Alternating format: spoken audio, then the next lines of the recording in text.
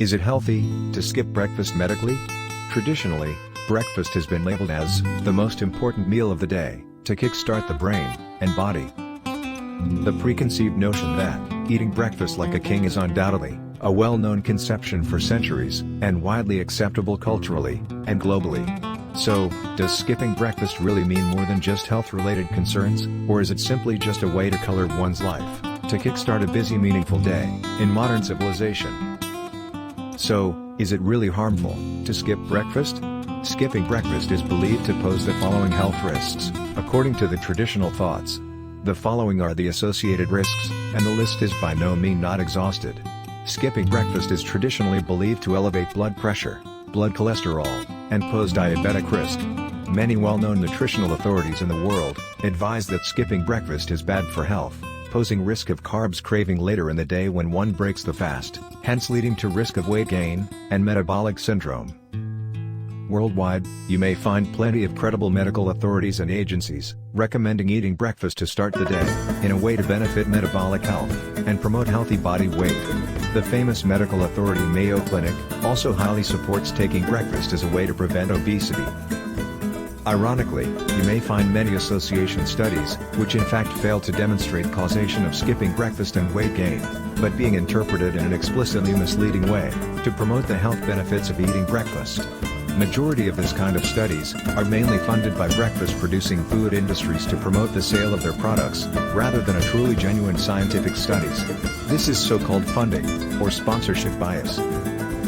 On the flip side, there were many high-quality evidence-based research papers, in the form of meta-analysis and randomized controlled trials, revealed that skipping breakfast in fact does not link to weight gain as well as carbs craving. This literally means, skipping breakfast does not lead to extra calorie intake due to overcompensation by heavier lunch, or dinner, or even snacking. Ironically, eating breakfast in fact seems to have detrimental health effects, in the civilized world, when everyone is rushing for a busy day. As such, the best way to save the day and hassle is to take ultra-processed breakfast which needs minimal preparation and cleanup. Besides, the breakfast that you grab from external sources such as McDonald's, coffee shops, and other fast food stores nearby, tend to be rich in high carbs, high salt, and high sugar. It's quite hard to find breakfasts that are low carbs, but high healthy fat in modern civilization. Ultra-processed foods tend to contain high artificial fructose and carbs, meaning higher risk of metabolic syndrome and fatty liver disease when consuming such breakfast regularly. In essence, you may break your fast not necessarily in the morning, but some other time like noon, or evening, if you like. Rest assured that there will be no adverse health effects by skipping breakfast.